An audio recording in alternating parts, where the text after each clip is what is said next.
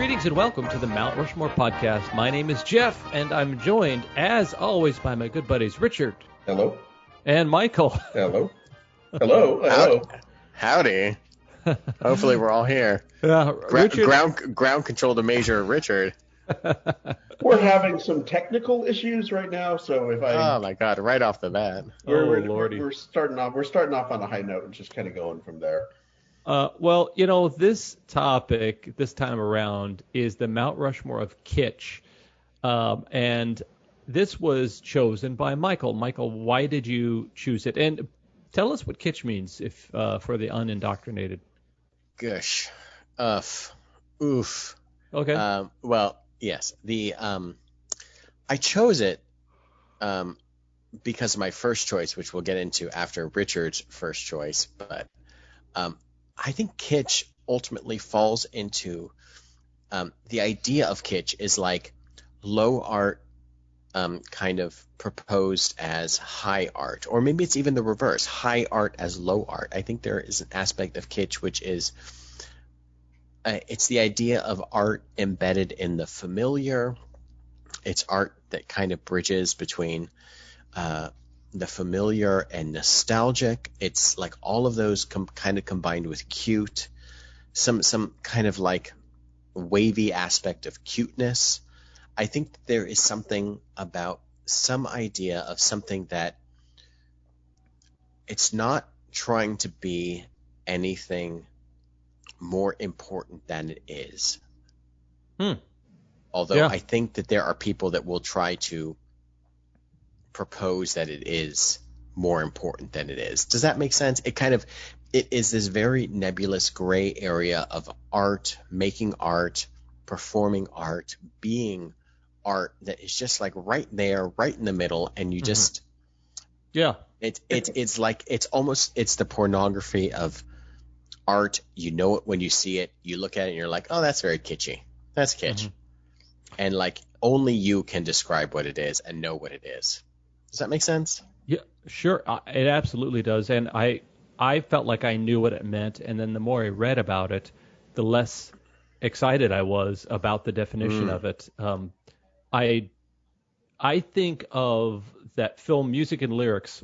Hugh Grant is a pop singer-songwriter, and he talks about the difference between pop music, say a Beethoven, a Mozart concerto or something, and thinking of how many people have heard the Smokey Robinson, Tracks of My Tears or something versus a Eine kleine Nachtmusik or something.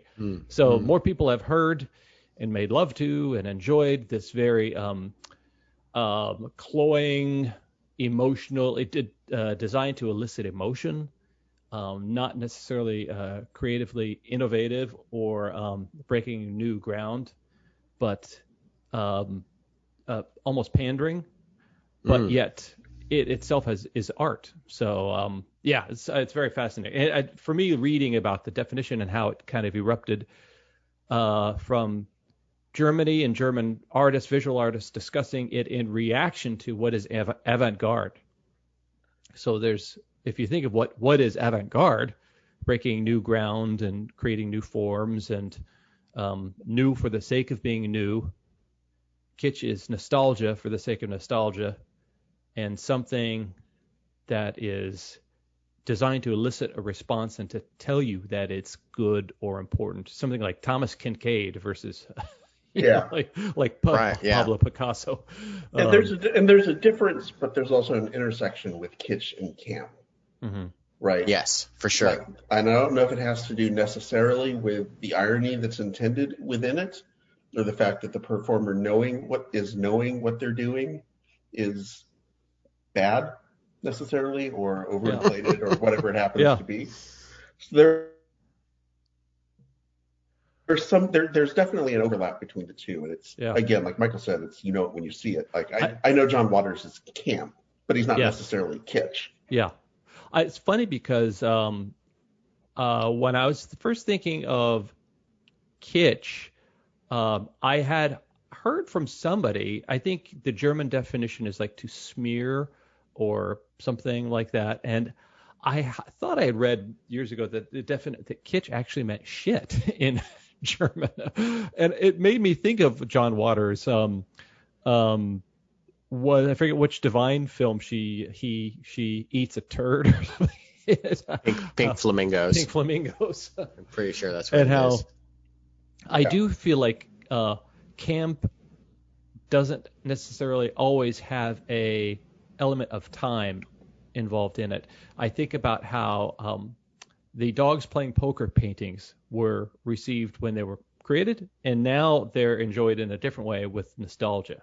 So there is, I think, some element of nostalgia that is a component of kitsch. Whereas when Batman the series came out and it was all its campy glory, I think people at that time even knew that it was kind of being corny in its. That's interesting. It would be interesting to think of Batman 66 as camp in its day, but to act out currently in the year 2020 as Batman in that era, would that be kitsch? Yeah. I don't know. I have to think about that. Like if there is like a serious take on Batman and yet somehow there's a big bright green pow or bam or whiff, would that be splooge? would that be camp? Would that be camp? Would that be kitsch if that happened in just like if there was a very serious Batman movie, which, there's The Batman starring Robert Pattinson coming out. If, let's say, 72 minutes into this movie, it was just he punched one person and then it just said like sploing. And then that was the only reference would that be kitsch? Would that be camp? I don't know, but I'm excited. I'm excited to see. Yeah. Yeah. Okay, well, why don't we jump in? Michael chose the topic, so Richard goes first. All right, so my first choice are the Keane paintings. Ah, wonderful. The Big Eye paintings. Yeah. Done by Margaret Keane, although they were first allegedly done by her husband, Walter Keane, as detailed in the movie Big Eyes by Tim Burton. For sure. Mm-hmm. Which I'm sure you guys have all seen it. I think it was a very underrated movie when it came out. I really enjoyed it. Tim Burton definitely has this. He's got like a big kind of big idea, low idea, or like big low graph of where he does these big movies, but then does these real low movies, and he kind of rides the waves of in between. I mean, Tim Burton can be kitsch on his own. He certainly there's an element of kitsch to his stuff. He 100% will come up with one of my picks later on. Awesome. I would expect nothing less. So if you guys are not familiar with the Margaret Keane paintings, they are the usually kids with the big, giant saucer-shaped eyes kind of mournfully looking at you. And she started painting those about in the 1950s. Her husband, Walter, who was an aspiring artist, decided to start exhibiting them as his own. And he was more of a kind of an overly confident salesperson, so to speak, somebody who could sell something to anybody. So he was probably the right person to be the face of the Keane paintings. Although obviously the fact that he claimed that they were his without telling her is dubious at best. And these paintings at the time they came out, they were very divisive. The New York Times art critic said it was the most grotesque announcement yet from New York's World Fair when they exhibited at the 64 World's Fair. Meanwhile, Andy Warhol said that it has to be good. If it was bad, so many people wouldn't like it, which might be the perfect definition of kitsch. Yeah. If anyone would know kitsch, I would say it's Warhol, and I think he kind of nailed it on that. So that was literally the first thing I thought about when I thought of kitsch was somebody's grandmother having a Keane painting up on their wall and unironically thinking that it's sort of the height of sophistication. Yeah.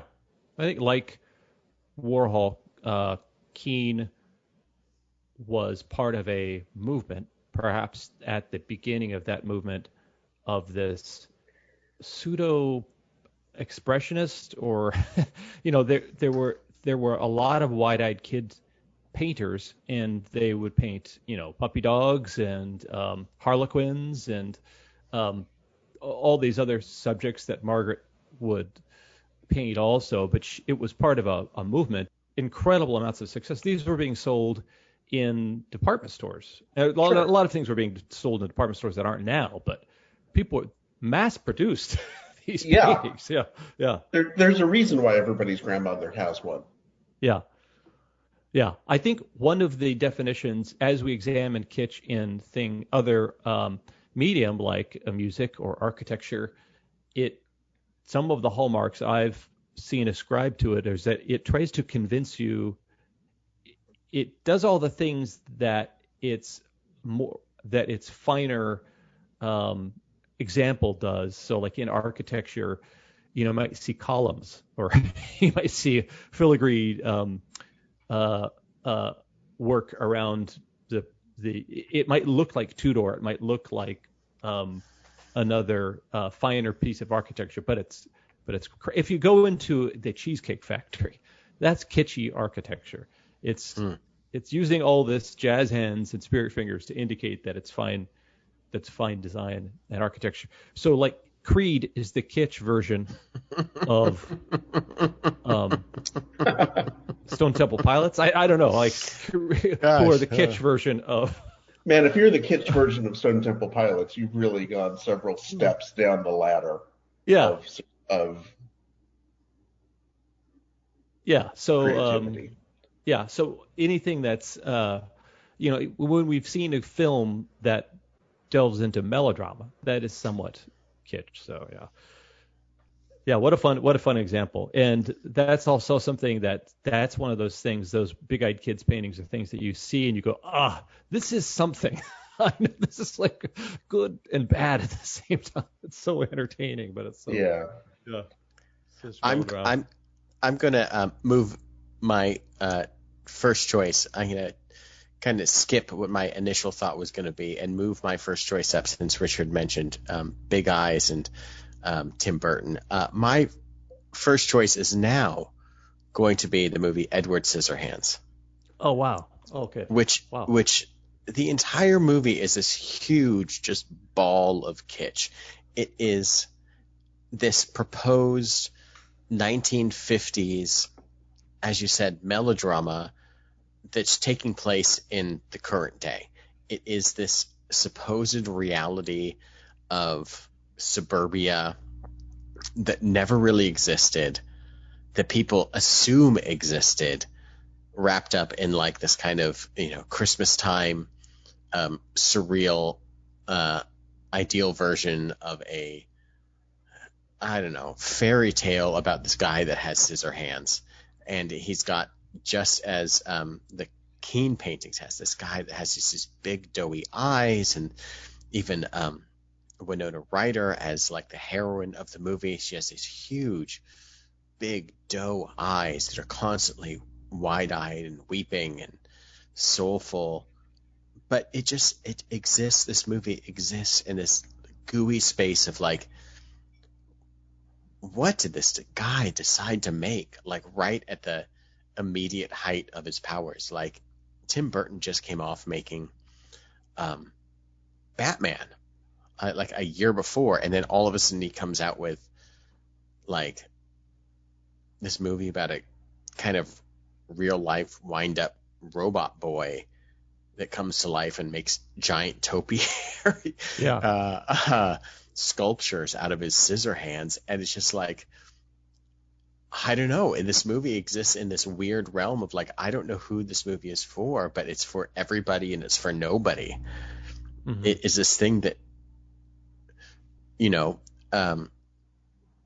we've talked about Danny Elfman in the past, and it's just this perfect Danny Elfman scored Christmas movie, love story, kind of Beauty and the Beast movie set in the 1950s, supposedly, but it's actually set in like literally 1990. And it's so strange and just fills you with all of this weird nostalgia and in betweenness that you don't know where to put it, and then you're done by the end, and you're just kind of like weeping because it's just like so sad because this guy's by himself. And I don't know. Well, that's a funny choice. I had never thought of that as kitsch, when it does seem designed to elicit emotion in every way, and the design of Tim Burton, originating as a visual artist and animator, make sure that he really leans on the design components of that, and then it's essentially taking a B movie genre that he would explore. It's if in Ed Wood he explores the emotional life of a boogeyman, of the guy who played Dracula. Seems like now he's actually examining the emotional life of a monster in itself. The moments in the James Whale Frankenstein where we feel sympathy for this creature who did not ask to be created, who's come down from this castle and is living among people who don't understand what he is and consider him a freak. It seems like Ed Wood is taking that and blending it with a Disney fairy tale. I think there's just so much of like just the general concept of kitschiness is just like, it is so just like subsiding in this realm of like someone from 1978, their idea of what it was like to live in 1956, whether it was real or not. And I think that there is just this, I think whether you were living then or not, I think there's just, I think almost, Happy Days is so kitschy. Mm-hmm.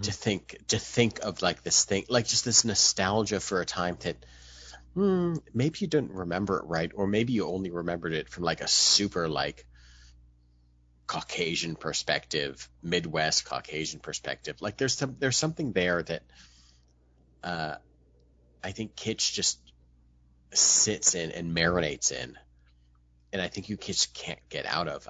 Richard mentioned Waters earlier, and like all of his movies just sit in this 1950s, 1960s, Baltimore lifestyle that maybe it's like very fringy, but it's very much within that. Yeah, that's a fun choice. It does seem like he is mishmashing all these B movie genres together to come up. It's even almost like a beach party movie or Pillow Talk or something he puts in there. So that's fun. Richard, what's your second choice? All right, so my second choice is the lava lamp. Oh, fun. Wonderful choice, Richard. And and I say this as someone whose wife just bought my daughter a lava lamp for her new bedroom, since we moved into a new place. She has her own bedroom and literally had no idea how to decorate it. And my wife said, I had a lava lamp when I was your age. You should probably have one too. And I just love this idea that the lava lamp went from something that was this countercultural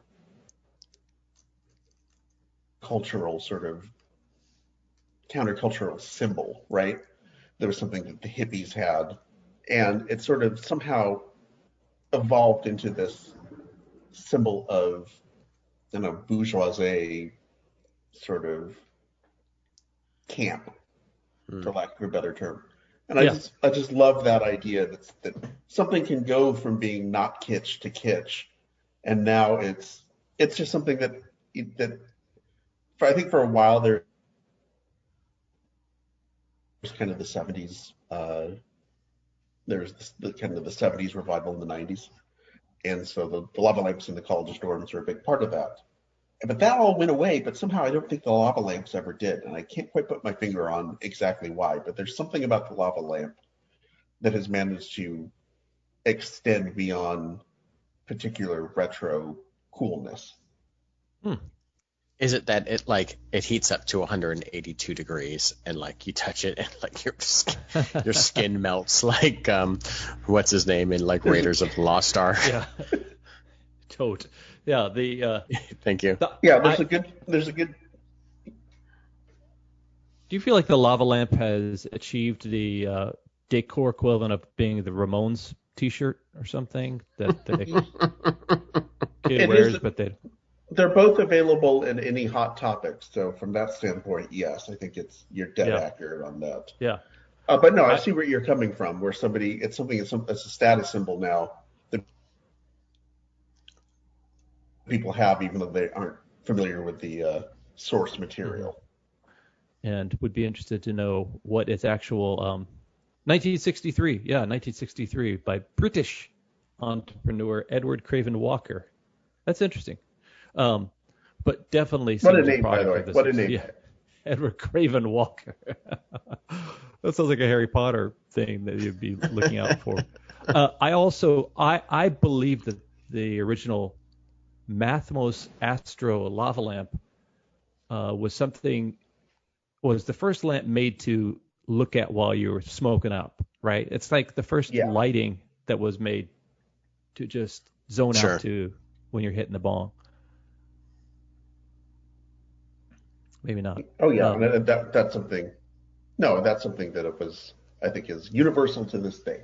Yeah, it is the first version of the whenever you're in your high school physics class and they put on a movie on the TV and suddenly the teacher's not paying attention and the screen goes to black and there's just that ball bouncing from corner to corner. It just hits the side, down. Right. It gets to the point where it's on like a screensaver, and you're sitting there just focused on. It's at some point it's gonna 100% get right into that corner. Oh, yeah, there's a very funny office. Yeah, there's a very funny office cold open where they're all watching that thing happen, and it eventually happens. And Michael thinks because he's giving a speech, and Michael assumes that they're excited because of his speech. They're cheering for that because it hit the corner perfectly. Oh, how funny! That's funny. I love they show a photo of the lava lamp factory at 1650 Irving Park Road in Chicago. Can you imagine getting the job at the lava lamp factory and thinking, well, I'm going to get a mortgage and buy a house and put my kids into private school. This thing's going to last forever. Oh. I love it. So the lava lamp also reminds me of a holiday decor item, the little bubbling Christmas lights. Did you ever see those things? They seem like something that no. A bit of nostalgia, but those were old-fashioned when I started buying them in like the 80s. But it's like meant to kind of imitate an actual taper candle, as people actually used to put on their very brittle trees, these little candles and things like that. But it's a little bubbling kind of light that was reacting to heat. But I don't know if there are any holiday elements in there. But speaking of Christmas, my wife, let's get this plug in, bro. Kitsch is spelled Kitsch, and my wife is the proprietor of an Etsy store called Kitschmas Wonderland, in which she sells these beautiful art pieces, I would call them, but they are something that you look at and you feel like you're traveling back in time because they are made of glass Christmas ornaments, and they are wreaths made of glass Christmas ornaments, most of them retro vintage glass ornaments, and they are just enchanting, I would say. And if you go to Etsy and search Kitschmas Wonderland, or I think if you type in kitschmaswonderland.com, you're going to find her site. And I would say go check those out. She is very much a retro vintage kind of gal. She rocks like the Betty Page bangs, and she puts a lot of love into each one of these things. But for me, Christmas itself is a kind of a nexus of kitsch. One of the components of kitsch is mass production and affordability. Some of Yeah. the things aren't able to reach a huge audience unless they're something that has a price point that is attainable. So there's so much of Christmas that are not necessarily the trappings of Christianity or even paganism, but just kind of design and decor and overblown, attempts at trying to get people to buy stuff related to the holiday. Jeff, how many Christmas trees do you have up in your house right now on November 22nd? I would say October 22nd, we had 2 up. There you go. So Nailed it. I think we Good have job. 3 now. Okay. And the Full front of our swing. house has lights all over it. So Good job, sir. yeah, sorry. Okay, yeah. So Michael, My second There you choice. go. Your second choice. This was the before I moved up Edward Scissorhands. This was the reason why I thought of this topic. Is the other night, as Emily and I are wont to do, we were watching just some music videos, and the music video for the B-52 song "Rock Lobster." Oh wow. Man, Yeah. this is a super underrated banger of a song. Just so super kitschy. You think that it is just a song about being underwater and rocking out, and it is. It literally is. It's a song about a rockin' lobster. But you get through the song, and 2.5 minutes in, you think, okay, this song is gonna fade away. And it's like 2 minutes, 30 seconds in, and then it starts to pick up again. Mm-hmm. And you're like, what is this song turning into? Yeah. And you're just it just builds, and it's so exciting.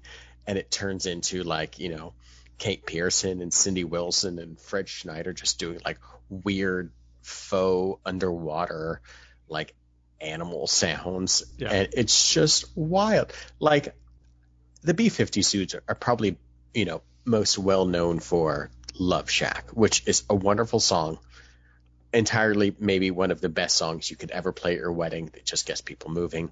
But Rock Lobster is a song that is so ridiculous. It just exists in this weird nebulous point that I think all of kitsch does, that harkens back to something from the 50s that pushes things forward as kind of like art rock does. And it's just so incredible. And it like I said, it has like this weird, like, you think things are winding down, then it builds back up, and you're just like taken into something else that I don't know that they've ever done on any of their other songs. Oh yeah. And I just love it. I just love the song. I personally love like Fred Schneider, his vocals, and I personally love that you could go to any karaoke bar when you're allowed to go to karaoke and sing any song in the style of Fred Schneider. Yes. And you are going to kill the song. All you need to do is get a little nasally, and you're fine. You could sing just whatever your favorite song is. Just sing it like you were on the B-52s, and you are going to just kill it, because you don't need to be able to sing. And he doesn't really know how to sing, but song is just so delightful and exists in, like, what are they singing about? A lobster? They're singing about narwhals? They're singing about cat? What is this? Who cares? It's just so great. I think if the B-52s were kind of the 50s filtered through the thrift store chic of Athens in the 80s, this was a beach party as filtered through LSD or something. So all this beach party imagery of kids having fun, and then this horror movie, this giant B-movie horror movie where Lobster coming and attacking them. That's so cool. I was obviously this delving into Wikipedia here, but it says in the spring of 1980, John Lennon, whose post-Beatles music career had been on hiatus for 5 years while he helped raise his son, was prompted to record again after hearing Rock Lobster. Oh my God, I love that. According to Lennon, Give me all of that. It sounds just like Ono's music. So I said to myself, it's time to get out the old axe and wake the wife up. Is that the part where like Kate Pearson's doing like, here comes a manta ray? Yeah. And it's like, Yeah. And he's like, yeah, that sounds like Yoko. I got it. That's exactly it. I like that was Paul McCartney doing John Lennon. John Lennon, but whatever, you know. Oh, it's fun. That's a fun one. I got to say, well, before you go to the halftime, yeah.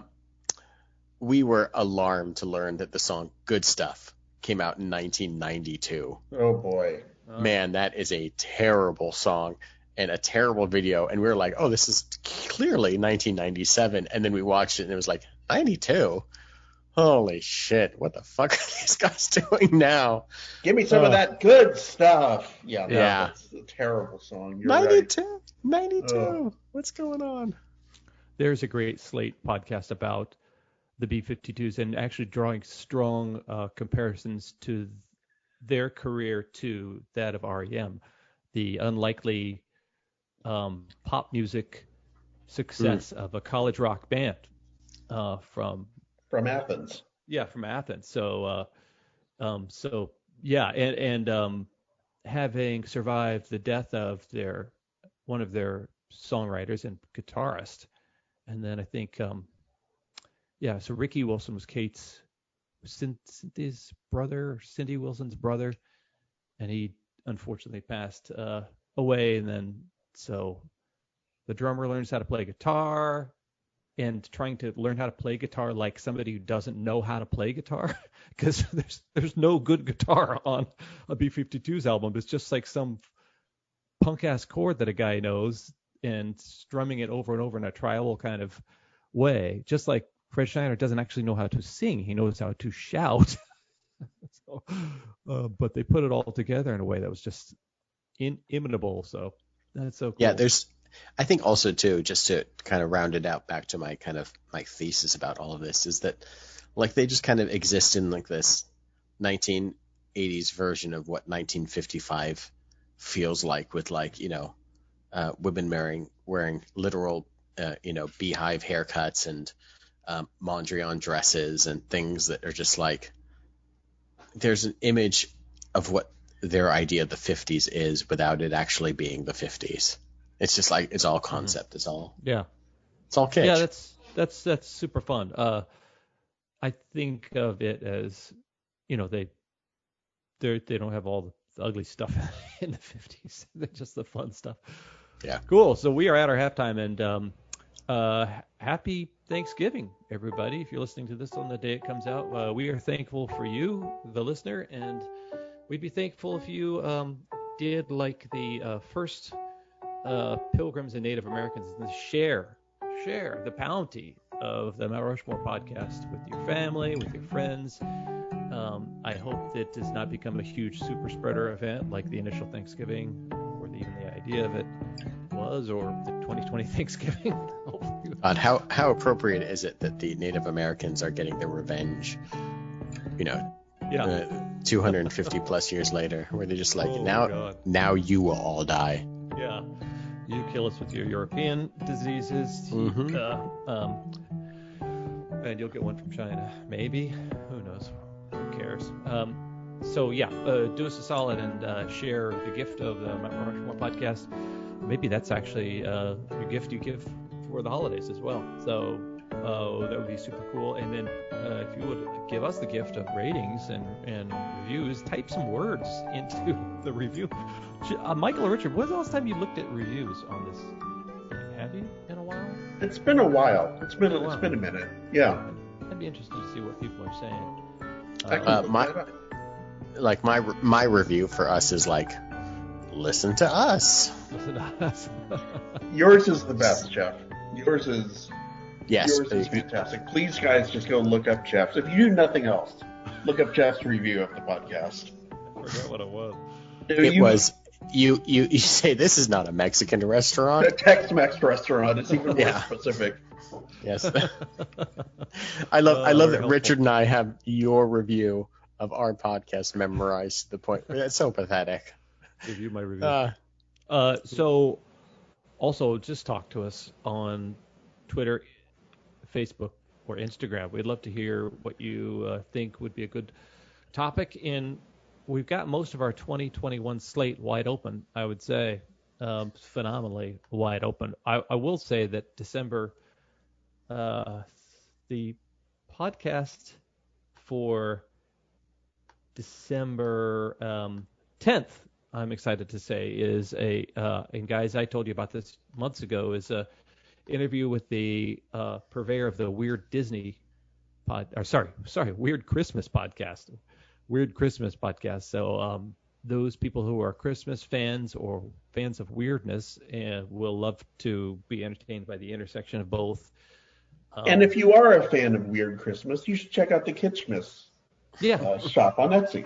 Yeah, Kitschmas Well done. Wonderland. Yeah, weirdly beautiful. Some of these probably discarded ornaments that are from the 50s and 40s and 60s, as they are put into a wreath, all lovingly hot glued together by my wife, Jennifer. So let's get back at it. So it is Richard's third. All right, so my third choice are 1970s variety shows. Oh, I love it. I love it. Yeah, Oh and this is where the kind of intersection of camp and kitsch kind of comes in, and I'm not quite sure where they fall in, but I'm really not trying to think about it too much. And very specifically, I'm thinking about Sonny and Cher, and very specifically, I'm thinking about Cher. I think Cher is. I think a 70s variety show may be camp, and I'm kind of revising this on the fly. But I think what I'm going down to is my actual pick is 1970s Sonny and Cher show Cher. Yeah. As kitsch. Yeah. They used to show the episodes on Nick at Night back in the 90s, and I would watch it with my brother, and we would be rolling for all the wrong reasons. Yeah. I do remember her doing a Christmas melody. Speaking of Christmas, a Christmas melody, and it included the song "Oh Holy Night," and it's just picture Cher in this Bob Holy Night. Yeah. Oh Holy Night, the stars are shining brightly, and we're wearing this like over the top Bob Mackie dress, which is one of the reasons why I wanted to choose just Cher as a concept, as kitsch. Because she was known for the Bob Mackie dresses. And the Bob Mackie dresses are ultimate kitsch. They are like evening wear Hawaiian shirts, is essentially what they are. Because you look at them now and you think, was that really considered to be attractive? And I don't know that was, but it was considered to be opulent and decadent and over the top, which I think is a key element of kitsch. Yeah. And where else would you be able to see David Bowie and Cher doing a medley of their favorite of their favorite David Bowie songs? Yeah. And it's just bonkers, the whole thing. Oh, so man. I love 70s variety show crap in general. Jeff, I remember one time several years ago you posted on YouTube a video of Burt Parks doing a somebody's knocking at the door. Yes, doing "Let 'Em In" by Paul McCartney and Wings at like a Miss America pageant, and it is so beautiful. Yeah. But the Sonny and Cher show specifically is the one that I focused in on as being just so the perfect camp kitsch combination. Mm-hmm. Oh, for sure. What was, I think, fascinating to me, as I would learn later, is there were components of Sonny and Cher that were borrowing from vaudeville. They were essentially a Dumb Dora kind of. Could have been Burns and Allen in that.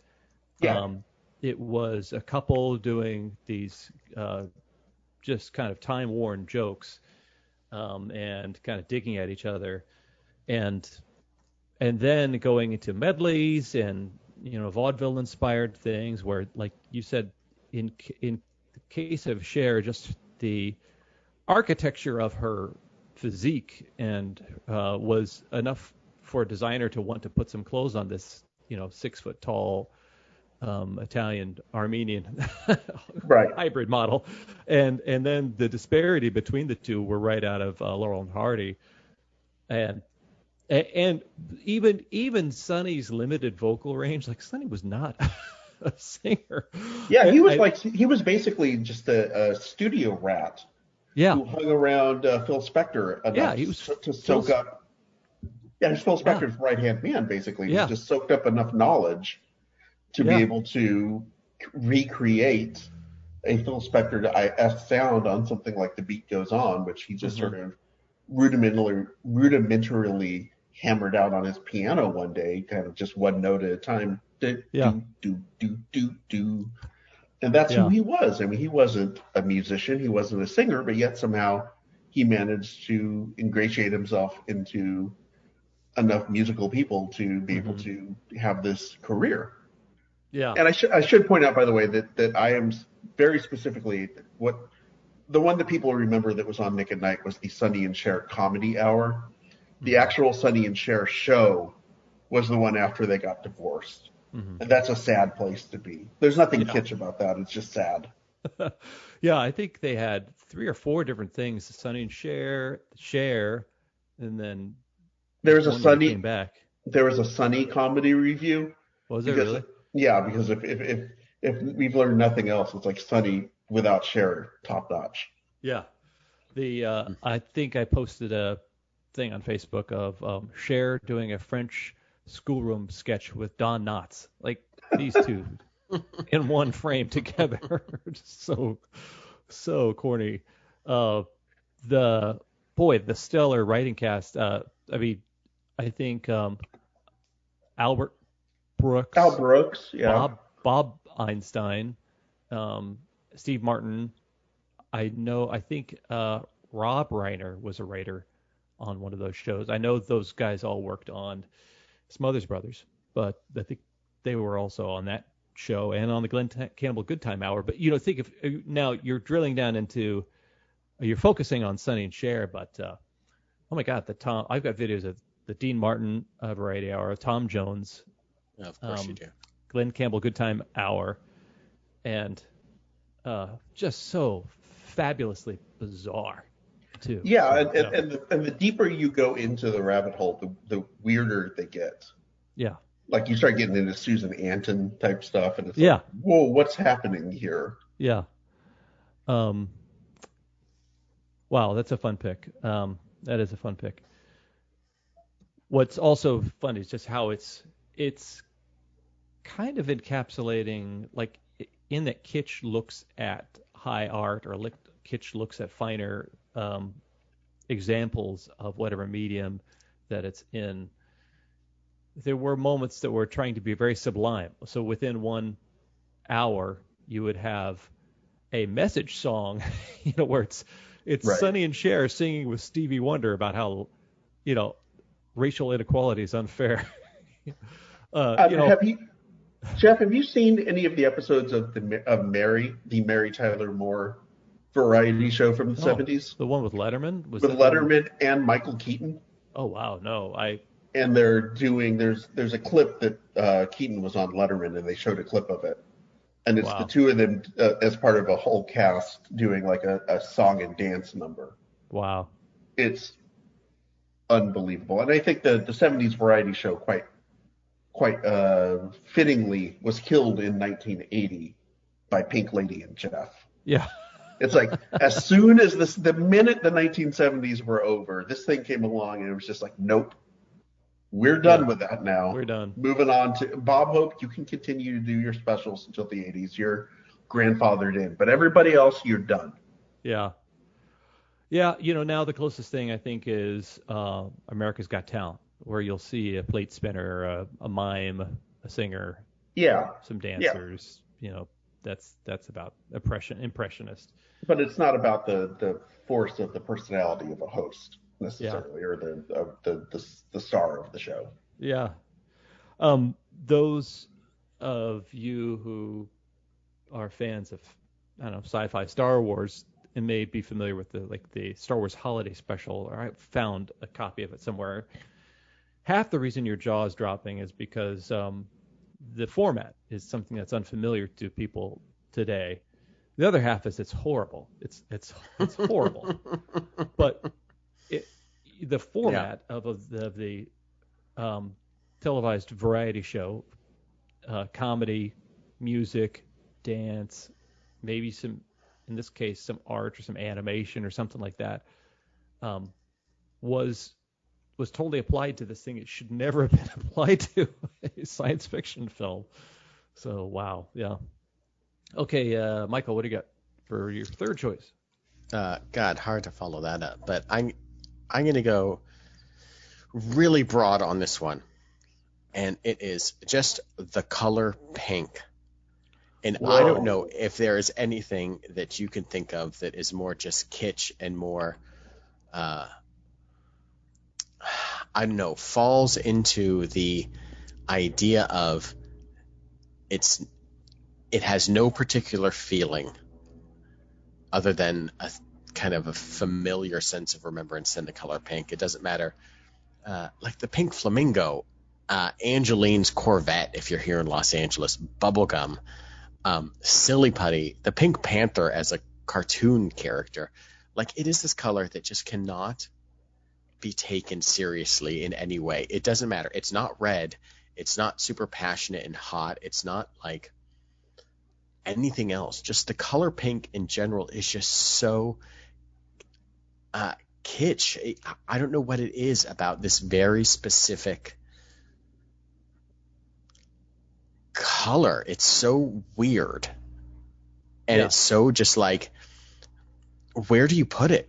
What do you color pink other than like weird animals and things you want to just pop in like princess dresses and like I don't know what, but like when I was thinking of kitsch, I just thought of like, God, this color is just there. And it's not like it has like a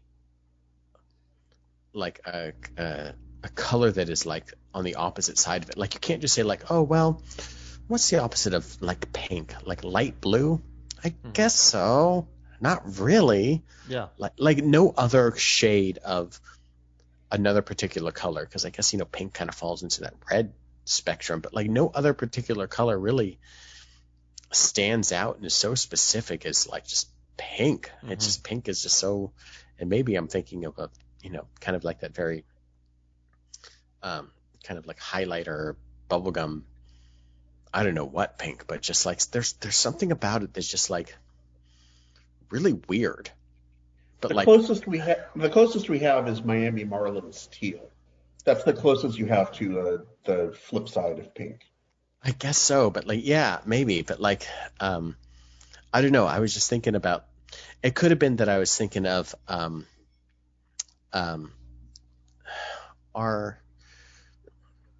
our neighborhood, is the ex-home of a songwriter named Allie Willis, and she wrote, she was like one of the co-writers of like Earth, Wind and Fire September, and she wrote just the lyricist. Yeah. Oh yeah, fun. She recently passed away, I think, in this last year. I don't think of COVID reasons, just because she was getting up there. But she's just like, I'd walk by her house, and it was just like this testament to this, kind of 1957's idea of, I don't know what, pink. Everything was pink. She had like this, she had a pink car parked outside of her pink house, and had pink flamingo lawn ornaments in front, and everything about it was just so kitsch and pink and flamingo-y. And I don't know, there's just something about that color that was just so very, I don't know, you have to really love that color to just have it infused in your lifestyle. Yeah. It is definitely a lifestyle color. Yeah, you would have to be Jacqueline Kennedy Onassis or somebody to pull it off, and still kind of have gravitas that I feel like even yellow can do business, like a Kodak box or something like that. Right. Even yellow can pull it off, and it could be like an emergency color. It could caution. Take me seriously. There's danger. There's no such thing as a power pink, Yeah. basically. Do you think that's an unfortunate offshoot of gender association?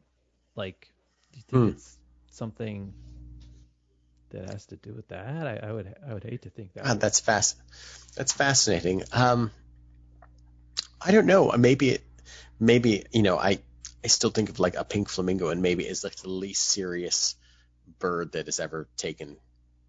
You look at that bird and you're just like, all right, you get a lot of shrimp. That's why you're pink. Like, no, That's fun. no one takes a flamingo seriously. I don't know. Maybe there is probably some like gendered bias in there, but I don't know. Why are so many things that are just like, like just bubblegum? Why is bubblegum pink? I don't know. Yeah. Oh, that's a funny choice. Okay, Manfredi. All right, so my last choice, I'm going with the king of space age pop, Oh, the Busby Berkeley of cocktail music, Juan Garcia Esquivel, otherwise known as Esquivel, with an exclamation point at the end. If there's anyone who is associated with kind of the late 50s, early 60s kind of space age pop movement, it's Esquivel. And Esquivel might have been one of my earliest entry points into the idea of kitsch as entertainment. I remember I was probably 14 or 15, 13, 14 whenever the first Esquivel re-releases started to become like a thing, like where you would go to Tower Records and they would be highlighting it.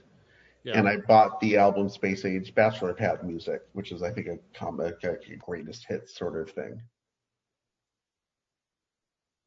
And I just fell in love with it, like unironically. Just thought it was the greatest music I had heard in a long time because it was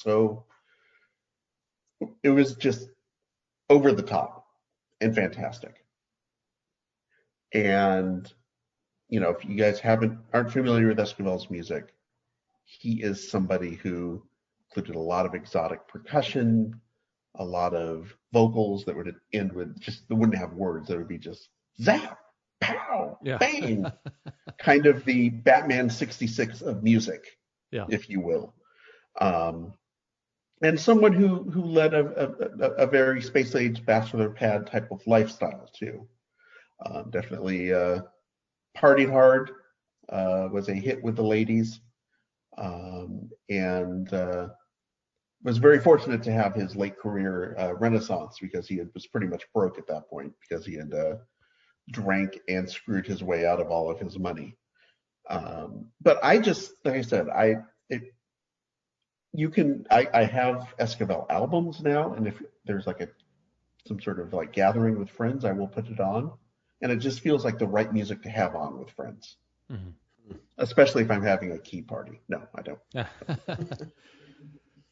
Yeah, it's a lot of fun. Yeah, I think, like you stated, there are some components that we're drawn to some of these things because they're kitschy at first, and then the irony goes away, and we're just digging it. And the kitsch kind of is a component of it, but you're tapping your toe, Yeah.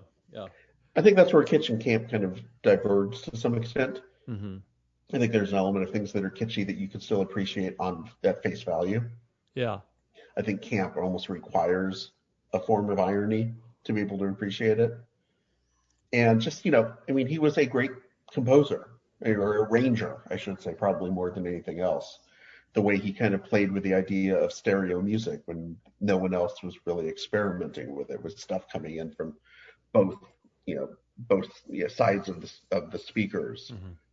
At one point he recorded two bands doing the same track at the same time from studios a block away, and one was going to the left speaker, one was going into what would be the right speaker, and he literally was in the middle in a recording studio, kind of directing them and telling them what to do.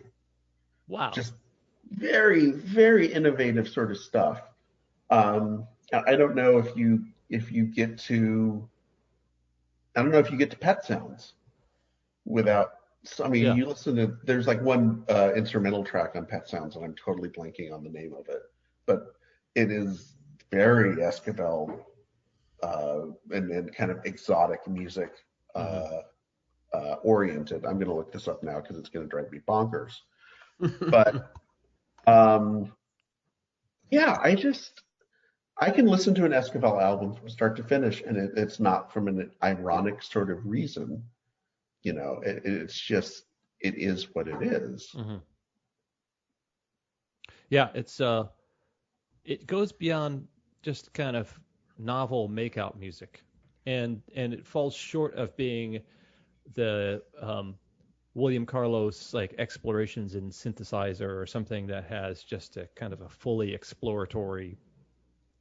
I made this crazy record just so I could explore the limits of recording technology at the time. So right, yeah, it's a lot of fun, and I think of with great sympathy for people from of international origin, musical emigres who found plenty of opportunity in the popular music industry in the United States, but were always a novelty because of this exotic label. So right. He could open for Sinatra, he could do music for a Western or something like that, but he could never not be that guy from Mexico who was creating music here. Yeah. Whereas Let's go. A Martin Denny could. Yeah, exactly. Yeah. Very, very, very similar to ourselves. Yeah. Let's Go Away for a While. That's the name of the Beach Boys song I was thinking of, just to close that loop. Okay. But yeah, I mean, and I always wonder if the fact that he was from Mexico had any sort of bearing on not being moored to sort of conventional American ideas of what pop music should be. Mm-hmm. I just wonder if there is some connection there. Yeah. Groovy. Okay, Winfield, your final choice. My last choice is the drink, the Shirley Temple. Oh, that's awesome.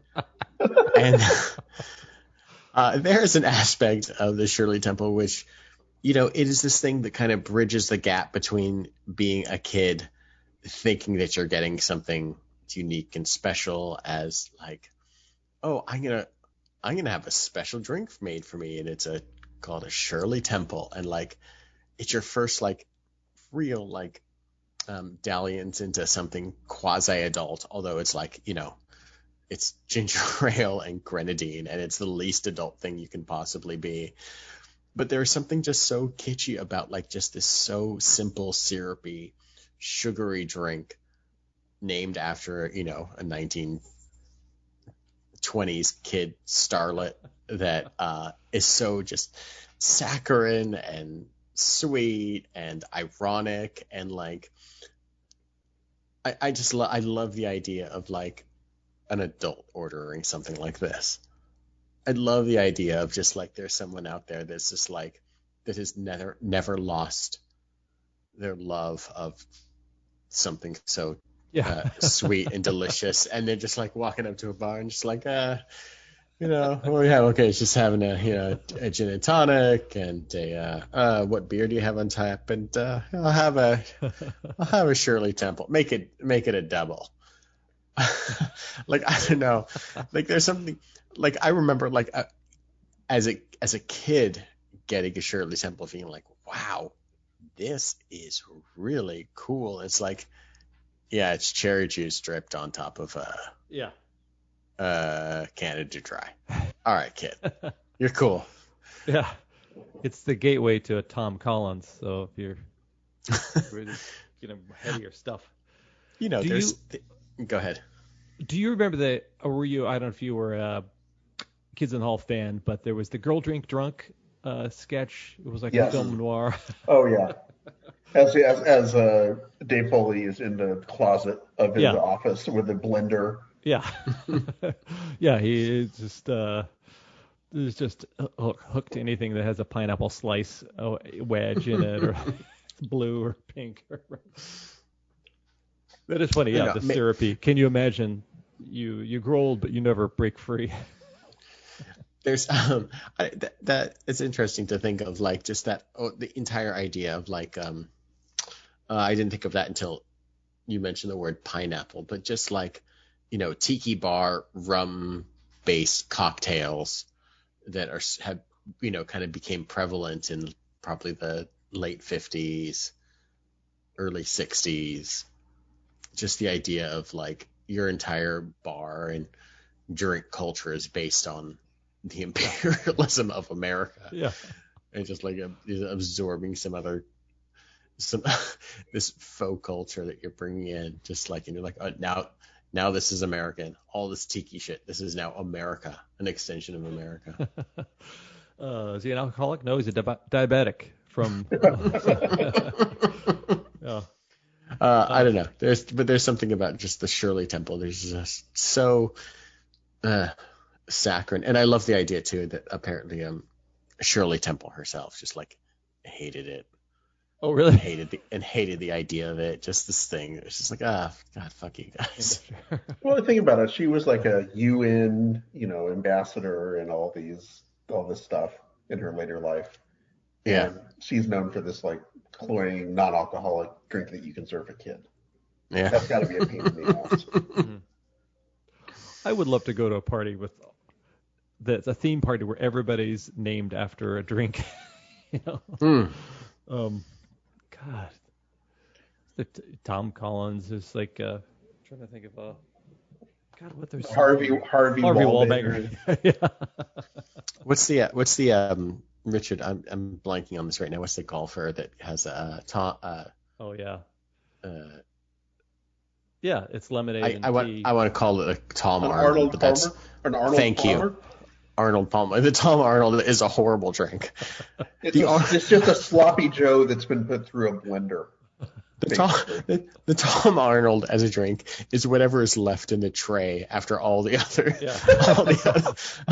other booze is spilled into it. What do you want? Get me the Tom Arnold. What's that? Leavens. It's all the leavens. All right, gents. So let's score it up. Just because it made me open my eyes to the things that were kitsch that happened in my lifetime. Edward Scissorhands and Rock Lobster. I think those were a lot of fun. And Super had a lot of fun with obviously the Lava Lamp and 70s Variety Show. So I'll go with those. Yeah. So thank you, gentlemen. Choices. Those are fun. Happy Thanksgiving to those within earshot of this podcast listening on this day of Thursday, the fourth Thursday. Yeah, I hope you're enjoying this not with your family. Yeah. Maybe your immediate family, but other than that, please, if you see an uncle at your table, get up and walk away. That's a good any day tip.